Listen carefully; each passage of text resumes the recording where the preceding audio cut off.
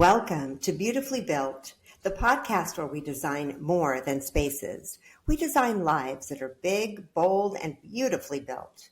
I'm your host, Karen Otis Webb, architect, author, and unapologetic life builder, forever curious about building with purpose, passion, and personal vision.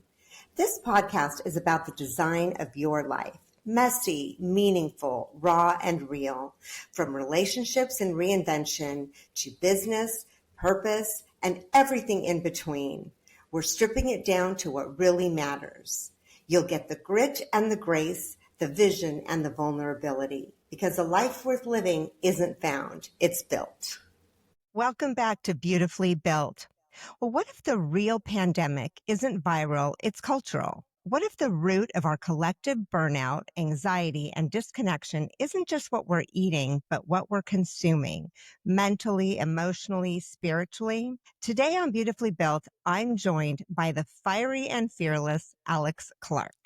She is the host and creator of Culture Apothecary, a top 10 worldwide health and wellness podcast where she interviews experts on healing a sick culture, whether that's physically, emotionally, or spiritually. Known for asking all the questions the listener is thinking, Alex has built a reputation for interviewing guests and experts with countercultural beliefs, no matter how controversial they may be. As a powerful voice for women navigating the complexities of health, wellness, and culture, Alex's insights have resonated with audiences nationwide. I am thrilled to have you, Alex. Well, I'm very thrilled to be here. What a great intro. Thank you so much. You're welcome. So honestly, yeah, I am an avid listener.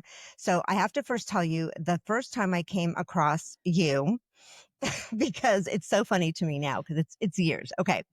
I was following you. I think you came up on my feed on Instagram and you were like perched in your kitchen sink. Are you remembering this? You were Yes, I perched know in your exactly. kitchen sink with your faucet as the microphone.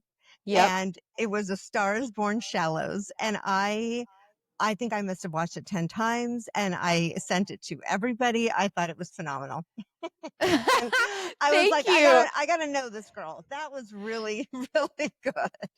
Yeah, deep in the trenches of the pandemic and just bored out of your mind and Yes. just, making weird videos. I feel like that's when that like TikTok, Instagram reel era Yes. really kind of started. It did. And that song, it's like everyone wants to just belt it out. So it was good. It was really good. That's a deep cut. I forgot about that. Right? Yeah, I still remember it. So tell me a little. I know that, so you wear many hats, podcast host, media personality, and activist. Kind of tell me, what is the thread you think that kind of ties it all together, and where did your interest in all this start? Oh, what a great question to start us off.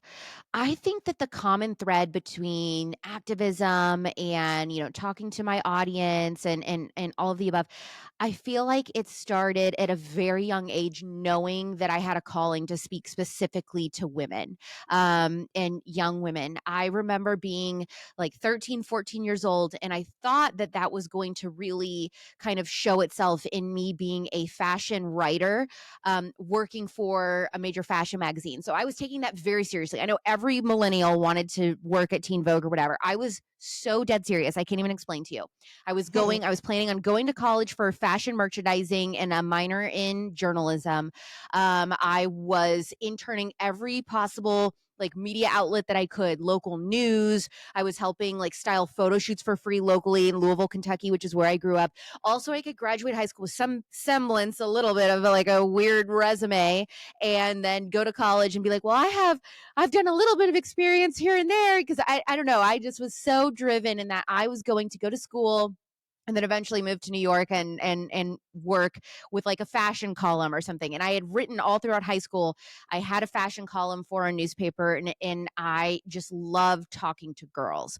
And so I'm quoted in my senior yearbook saying I'm going to work for Teen Vogue. Well, once I graduated high school, I very quickly, almost immediately, got a job at a local morning show radio station. Oh, wow. And that was a female audience. And then I ended up dropping out of college and working in radio where I'm talking every day to a female audience. And then now you fast forward, I mean, this is like, I don't know, 12 years later or whatever it is, 13 years later. And I am, hosting a podcast, female audience, and I'm doing a lot of activism that is really focused on moms, not because I am a mom, but because I recognize that almost all of my audience are moms. So I really just try to take from them and learn from them of like, hey, what are you seeing when it comes to trying, to raise healthy Yeah. kids in a very unhealthy country and all the things that are stacked against you? What are the different odds that you're facing? What can I speak to? What guests can I talk to for you that will help you? And so Mm-hmm. that's kind of where all my activism is stemmed from. I ended up testifying at the Senate in September of 2024 with Bobby Kennedy and Senator Ron Johnson on chronic disease. And my whole speech was focused on how millennials as women were experimented on without our consent as kids growing up. We had a bogus, food pyramid that we were given that was completely bought and paid for. GMOs were introduced into the food system. Vaccine schedule starts to Oh, skyrocket. yeah. We're all Yep. told to be put on birth control, et cetera, et cetera. I could go on and on. So we were given horrific health advice growing up as millennials. Now we're trying to have our own kids. We're facing an infertility crisis. And then all of the hoops that you have to jump through just trying to navigate nutrition advice that's all garbage and also bought and paid for by big food and all of the things. So that was kind of what my speech was based on, is how hard it was for us growing up and how it's even harder just trying to raise our own kids and trying to raise them to be healthy. And it's like, who in the world are we supposed to trust in America when it comes to our dietary guidelines, pharmaceutical companies telling us, what is safe and what isn't safe? Like, the whole thing is garbage. It needs to just be completely gutted and started over. And so that was what my speech was about. So I never thought that I would become an activist. I was invited to speak on that panel. And I said no, actually, a few times at first. I Oh, was talked really? into Uh-huh. it. Yeah. Because I said, I have no business doing this. I have no expertise. And they were like, just talk from the perspective of your audience, which I was Yeah. very good at. Yeah. And so that's what I did. And then that speech ended up turning me into an activist for I the Maha see. movement. But that wasn't my plan. I never knew that I was going to do that. I had never done any sort of activism before. But it's great that you did, because I really think you got an entire like segment of the population like really involved in listening. And I don't know if that section of the population was listening before you started coming out with this. I'm older, so like we raised our kids thinking we were doing the right thing, the pyramid of, food, etc. And they were like, you have to do these vaccines for your kids, et cetera. And there was just the whisperings really of, are vaccines safe? It was just kind of this small movement. And now it's like, all we raised our kids. Yep, you're right. And my kids are millennials. And it's like, oh, I'm so sorry. Because yes, you had all those problems. And now, now my daughter has two little babies and trying to sort it out. And you're right. You don't know who to trust. You don't know who to trust. Yeah, it's so difficult, and my heart really goes out for them. And so I'm just trying to make a better country and a better system Hmm. for, God willing, my future kids one day to grow up in. And if not, and God's plan for me is to talk about all of these issues so that other families can raise their kids with better guidance. Then that's what I'm here to do, and I'm happy to do it. But it's really been so wild and crazy when I look back, because I was like, how in the world does all of this connect? I don't understand. And I mean, there's even Mm, more things that I've done in my life, like being a manager at a Sephora, also in my mhm. early 20s, and things like everything that I have done, every position God has put me in, every door that has been opened has been, how do you relate to women? And so I think I was really being set up for the job that I have now. I just didn't understand it. Like, I was very frustrated in the moment. Like, God, I don't understand how any of this connects. Why are you putting me here? I want to be doing something else. I want to be making more money. I want to be here. I want to be living here. I hate living in Indiana, whatever it was. Mhm, And, mhm. now I'm here exactly where I feel like I'm meant to be and I want to be. And I'm so, so, so truly happy and at peace and feel like, okay, this is what it was all working towards. Even when I was first hired at Turning Point USA in 2019, doing pop culture, it was like, okay, I enjoy this. I love this, but that didn't end up feeling like home. That wasn't where I was supposed to stay. I think I really was supposed to be covering health and wellness. Great that yeah, and how great that you found that. I can completely relate to what you're saying, because it's like we're on this journey, while you're in it, you don't know the direction it's going to take you in. I mean, I'm in that way very similar. I'm an architect. I've always wanted to be an architect. I love architecture.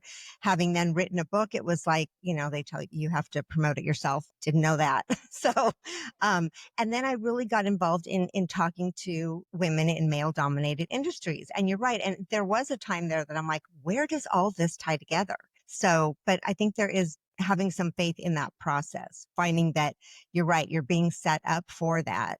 Um, but the universe first has to give you lots of other things before you can get there. Absolutely. Yeah, very interesting. So tell me, so have you worked more with Bobby Kennedy at all? I do love his newest thing, really limiting these vaccines, which, and their tie to autism is frightening. Yeah, I know he's wanting to really go in and do a bunch of research on, what all is on the childhood vaccine schedule, what really needs to be here, what doesn't, do we have all of the information? So he's really just going back through and wanting to be like, have we tested everything thoroughly enough? Which is great. Bobby, I've gotten to be in the same room as him a few times, said hello, shook his hand. I have never had an extensive, like, one-on-one sit down Hmm. conversation over dinner or anything with him. So it's always been like we're in the same room having dinner, but he's at a different table or, testifying Right. on the panel. It's like, we're just testifying and that's it. And like, hello. So I don't have like I don't have a close relationship at all with him, but, he seems very nice. And then people that I do know that actually do have very close relationships. I mean, they say he is phenomenal and that, I mean, he is hard on his sleeve, just like I have, 3.5 years now left to get Hmm. done so many things. Like, we got to make the most of it. Like, and it's just, this is his calling. And he's finally Yeah. gotten this opportunity, towards more the end of his life. Hopefully he has a lot more time left, but you know what I mean? Right. He's older. Exactly. It's not, Yeah. it's like, it's different than like this happening in your 40s or whatever, where you get this Hmm. opportunity. It's like, wow, like maybe he thought like, I've done everything I can do. And then he gets this opportunity. And so it's just, it's really cool. I think all of us were so excited and just so ready in November when Donald Trump won. And when it came to MAHA and the Make America Healthy Again movement, we were like, holy crap, it's happening. Like, now the clock is ticking. We've got so much to do. Right. So much work to do. I know. And I am a huge fan of the administration as well. And some listeners might be like, oh no, but that's okay. But what Cat's out of that's the fine. bag. Cat's out of the bag now. I mean, it's kind of always been, but we don't usually do a lot of politics on here. But what I find so interesting is for those that are still not, kind of convinced, how can you be against the MAHA movement? How can you be against the Making America Healthy Again and not seeing what's happening? It's just so in our face, so apparent. What do you think it has been? You have said before, America is physically sick, physically, spiritually, mentally ill. And I fully agree with you. What do you think, what or who do you think is kind of most responsible for that? Mm. Godlessness. Um, Yep. Making yourself your own god. All of us thinking that we're our own mini gods, I think Hmm. plays into that, just like rampant narcissism. Um, and I think, money getting in the way of different industries like pharma, for example, that really is a modern day miracle. I mean, Western medicine has its purpose. There are times if you have, a severe infection or a broken leg or something, it's like, thank God for Western medicine. Thank God that we've got antibiotics, things like that. There are times where those things are very necessary. But unfortunately, money got in the way, and you had these industries that just went crazy and just started demonizing your holistic practitioners, saying that chiropractors were whack jobs, that all of that was, fake, that we don't need like herbs and natural remedies. You have to just take a pill for every single ailment. And when people are like, well, it's life-saving, like people would not be alive, we would be really destitute if we didn't have things the way they were. I'm like looking at the state of where we're at, and I'm like, are we really thriving? I mean, we've never Hmm. been worse off. Rates of depression, Yeah. suicidal ideation, anxiety, also just overwhelming loneliness. You look at rates of loneliness, and then you have the physical issues. Okay, so you take out the mental health proponent of it. Then you've got the physical health. You have children half of teenagers in America now are morbidly obese, almost half. Mhm. You have non-alcoholic fatty liver disease on the rise, type 2 diabetes. By the way, type 2 diabetes, if you remember, used to be called adult onset diabetes because it would happen to adults later in life. Now we call it type 2 because children are getting it. Type Oh, 2 wow. diabetes is completely preventable. Type 2 diabetes is a lifestyle and diet disease. That is Wow. it. So Okay. the fact that children are being diagnosed at insane rates with type 2 diabetes, that tells you, what are we feeding these kids? What is Mhm. going on? And I could go on and on and on, but we're sicker in every aspect than we've ever been. The data shows otherwise, that we are not thriving, we are not doing well, and yet we are one of the highest medicated nations in the world. So something isn't clicking. As Justin Bieber would say, something is not clocking to you. So I Yeah. have questions. Why wouldn't we lift up every rock and look under it and say, where have we gone wrong here? Is it pesticides that we're spraying on our food? Is it the vaccines that, we're giving every child between 0 and 18 years old, over 70 vaccines now? In some states, I believe it's got to be over 90 to even attend public school. So it's like, between those issues, the food, what's in our food, what additives and chemicals are allowed in our food that other countries do not allow. There's so many things to look at and go, is this contributing?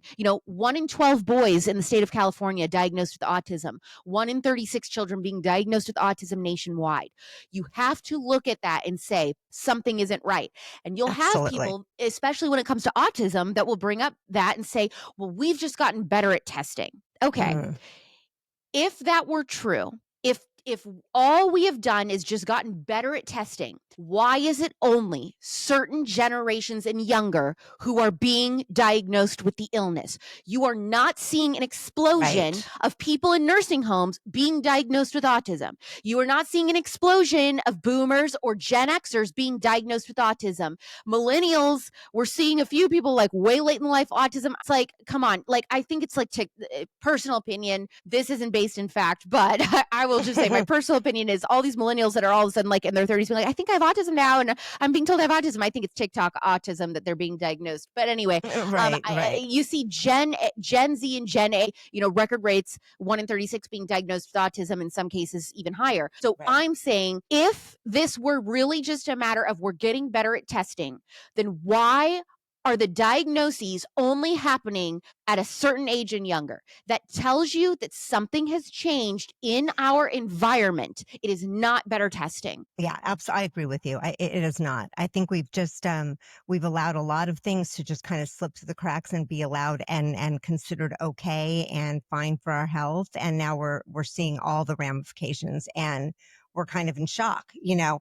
When you have been, I love your podcast, and when you've been interviewing all these people and kind of trying to kind of dig all that up and let some of the truth really surface, what has been the most surprising find for you? What has been either the most shocking or just the most memorable to you, where you went, what? I thought this, and this is really it? Anything that, yeah, what do you think has been that? Man, so many instances. I mean, one was an interview I did this year with this woman named Sue Becker from Georgia.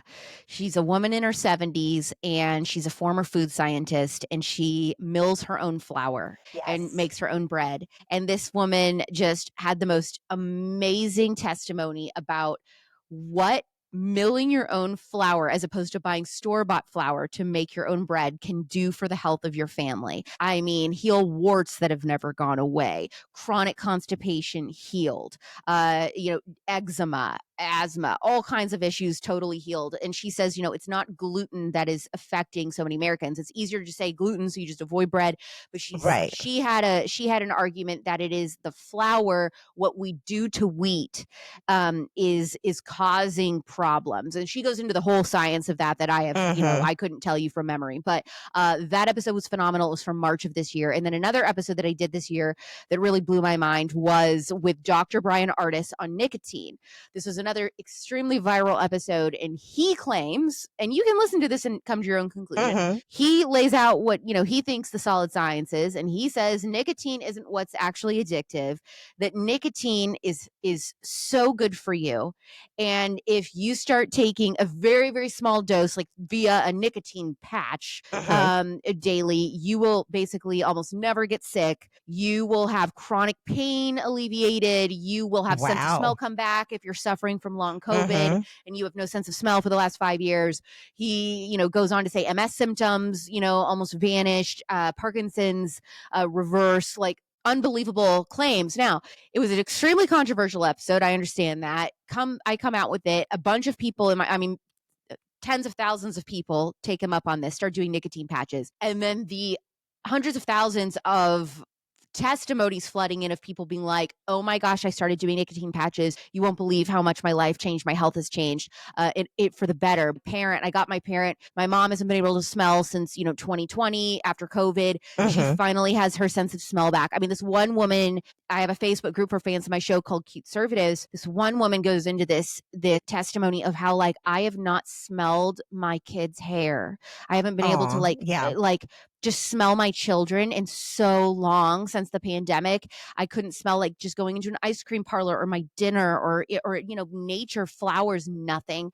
And all of a sudden doing nicotine patches, she has her sense of smell back and how that's changed her life. People that have said, I've had chronic inflammation in my legs, whatever, extreme pain, totally vanished. It is one of the craziest episodes I've ever done, but the track record of people saying this is so legit, it changed my life for the better is pretty big. So what does he say then the addicting, factor is in cigarettes? It starts with a P.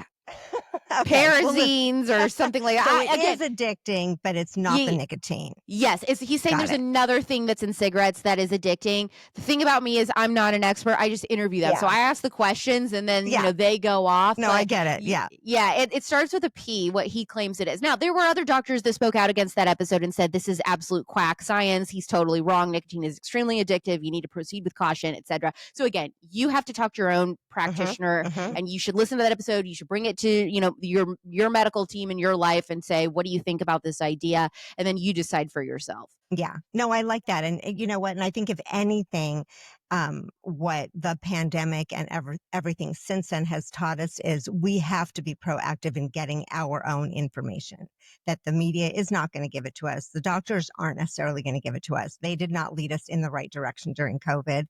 And in fact, now there's so many alternative, approaches. I don't know. I'm sure you've heard even for cancer, they're talking about ivermectin and fenbid, and doctors think that's crazy. My mom was in the hospital, and she did pass. This was 3 years ago. It was right during the whole pandemic. And they said she had COVID. And I'm like, well, I need to get her ivermectin. And it was just forbidden. I mean, I was like, anything I could do to even sneak it into her. I mean, the police are called. It was outrageous. So if anything we've learned, we do have to do our own research. That's for sure. Yeah.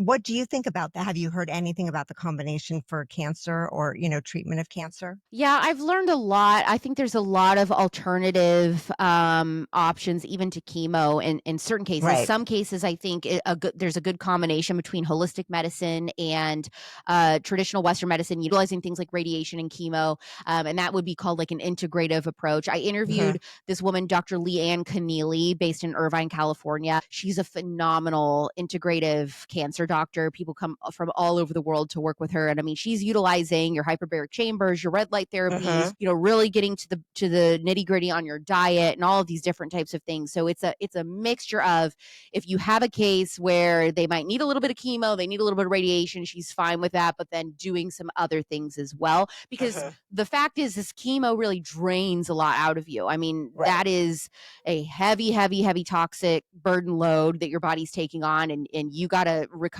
from chemo even. The chemo is helping you recover from cancer, and then you got to recover from the chemo. So there's a lot going on there. You got to support your body to get through all of that.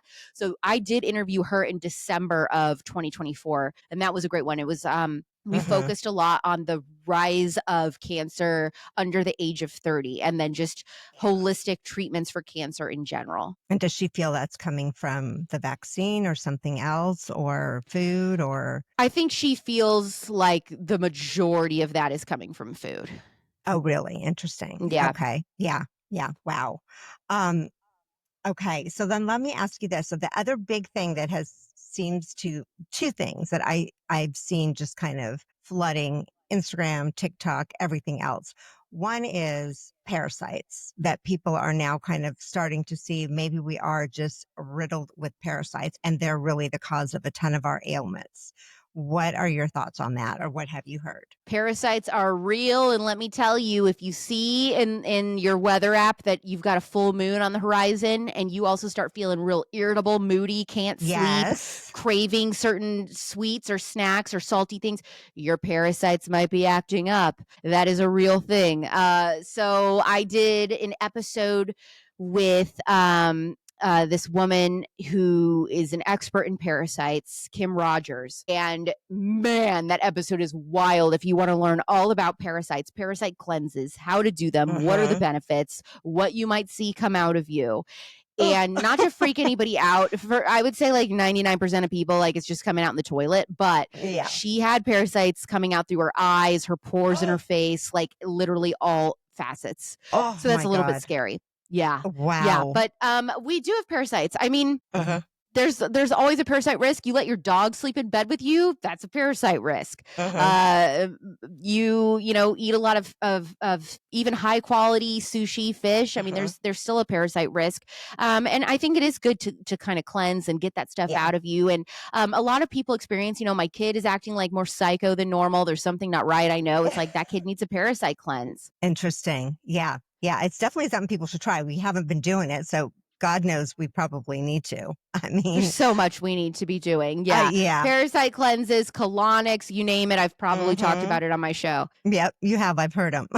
And then let me ask you this one. This is the other one. Now, it could just be because once you Google something, it's like somebody's listening, right? And then all of a sudden it's everywhere. In fact, just watching TV last night, my husband and I said something and it was like, oh my God, it just popped up right on his iPad. We were watching TV. It was listening or the TV. Weird. Very weird, really annoying. And we don't have like Alexa or anything because he's a Marine and he's like, no, but he's Oh, going to be I'm listening the in. same. I've Yeah. never owned an No. Alexa. I will not. Yeah. Me neither. Same. But something was still listening. Anyway, but the other one that so I had recently been I have the worst insomnia. It's better right now, but when it was really at its worst, they did blood work and my cortisol is through the roof. And that had me starting to look into it, like what the heck? I mean, I know what cortisol, it's definitely, it's that fight or flight and you're in that kind of survival mode.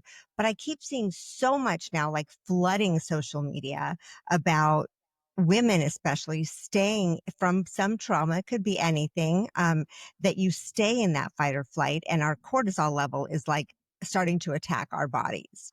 It's causing massive hip pain in women, et cetera. But, and there's all these ways to bring down the cortisol. Have you heard any of that or had any people on your show about that? I have. I'm trying to think of who it is. I do 2 different episodes a week, so I'm like, when have I Right. talked about this? You do a I mean, lot. Yes. I think with cortisol, and again, I'm not a medical professional, but I believe there's a lot to deal with your adrenals, Mhm. and making sure all of that is running accordingly. I believe I talked about that a little bit recently in an episode with my friend Illy Belai of Live Healthily. I think we kind of talked about cortisol and adrenal cocktails or mocktails, Yes. and just Yes. helping to calm your nervous system. Right. And I think that's huge in our country right now. I think our nervous system, especially since COVID. I mean, everybody kind of got to this kind of panicky state and you don't necessarily come off of that panicky state easily. I think that Americans in particular are really prone to just forgoing rest. I don't think Mhm. Americans are particularly good at relaxing and resting. And I think that that is a crucial part to health that everybody wants to overlook, that they find that there is purpose in productivity and busyness. And sure, that's Yes. important for different things, but also like it is so, I mean, it's biblical to have a rest day and kind of give your body a Mhm. break to rest and recharge. And also just knowing when to call it. I mean, like I had to like put my workouts on hold this last week. I've just been unbelievably exhausted, and I just got blood work back yesterday. Now I understand why, is I have a bunch of stuff that is like not optimal, and so that's causing me to be Mhm. like extremely fatigued and tired and worn out very easily. And so I just knew I was paying, it's paying attention to your body, it's knowing your body and saying something isn't right. I am way more tired than normal. And Right. so I need a break. I like it wouldn't be a good idea to put my body under the stress of trying to do a heavy, lifting workout right now. So I Right. put that on hold for the week, and then we'll pick it back up next week. But I think, yeah, taking time to rest and relax, and then knowing your body and Mhm. paying attention to the little signals that your body gives. I think women have a superpower when we are menstruating. We have a superpower with our cycle to be able to Mhm. listen to our body. That's like a secret vital sign to know what's going on with us hormonally. Right, absolutely. And then it gets even trickier when you hit menopause. So I'm in that group, Yeah, and I that's got to what do an starts episode. to you do because it wreaks havoc not only with thyroid. So they're seeing there's this whole connection: the hormones, thyroid, and cortisol. And I Mm, think a lot of women feel like it's their hormones are going nutty, and it's really the cortisol level though is causing a lot of it. So I think we get misdiagnosed, or we try certain things, but we maybe doing the wrong one or going after the wrong one. Yeah. I think you're right. I think our cycle tells us a lot. And then when you don't get a cycle anymore, you're like, well, now what? right. I know. Yeah. I need to do an episode on the now what part. Right. Exactly. Because then that lasts a long time, that now what part. Yeah. Yeah. Well, it has been amazing to talk to you. I have one last question, and I hopefully this one's not, you know, it's a little out there, but not much. But so this show is all about beautifully built, about, beautifully building, whether it's a career, a life, a family, any of that. How do you see, what does a beautifully built America look like to you? Wow.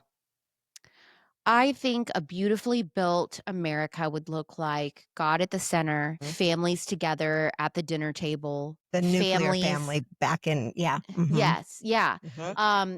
Families communicating, talking, fellowshipping with one another, fellowshipping with other families, being out in nature, being reconnected with nature. Right now, I just feel like we experience nature on screens and not with our own eyes. And that is, the vitamin D deficiencies across this Yes. country say enough that is a crucial component to health as well, is just being tethered to reality via the outdoors. I think that's so important to take that time.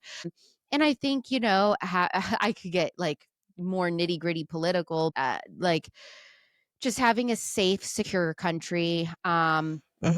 And being a nation where we're respected worldwide. I mean, that's a really big important piece too. And so I agree I with think you. Yeah. we're taking, really, in my opinion, and look, it's not a secret that I'm conservative. my Hmm. my podcast is a health and wellness podcast from a conservative perspective.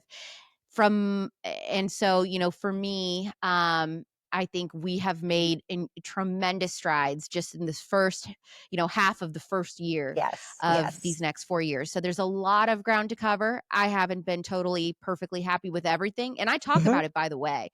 I don't Yes, shy I away did. from. Yep. I did hear you the other day talk about something that you weren't sure about, Yeah, about how it was going. so like I will call out things that I don't like, and I'll talk about what I do love. And so you'll always find that with my show. So if you're a health conscious conservative who's wanting to build a healthier America, make America healthy again, Hmm. maha, then you'll love Culture Apothecary. Absolutely. And I actually think what's great about your show too is I'm not so sure it is just for conservatives. What I Oh hope, no. what I truly hope is that people get off of the bandwagon of like anything regarding Trump I hate, as opposed to let's just really break all of it down and just look at it for what it is. So like just look at the MAHA movement for that, for health.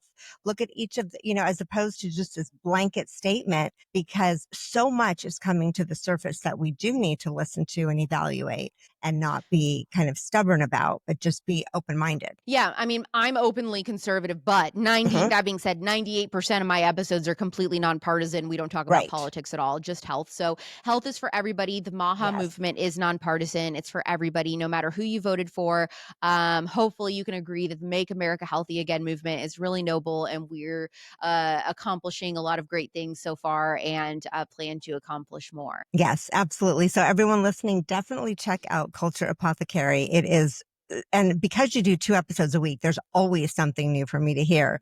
And tell me, if people want to reach out to you, how can they do that? What's the best way? Yeah, so Real Alex Clark on Instagram or Real Alex Clark on YouTube.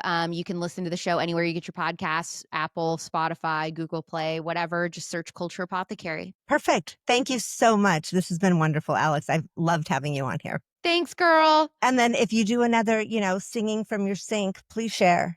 I will. Okay. Good. Definitely. Yeah. Yeah. Tag me on it. I'd love to see it. Thank you. There you have it. A powerhouse conversation with a woman who isn't afraid to stir the pot in the name of healing. Alex Clark is building more than a movement. She is creating a cultural antidote. If something she said lit a fire in you, share this episode, leave a review, start a conversation that matters, and most importantly, ask yourself, what does health really mean to you? Because designing a beautifully built life means taking responsibility for the foundation, your body, your mind, and your soul. Until next time, keep building something that lasts.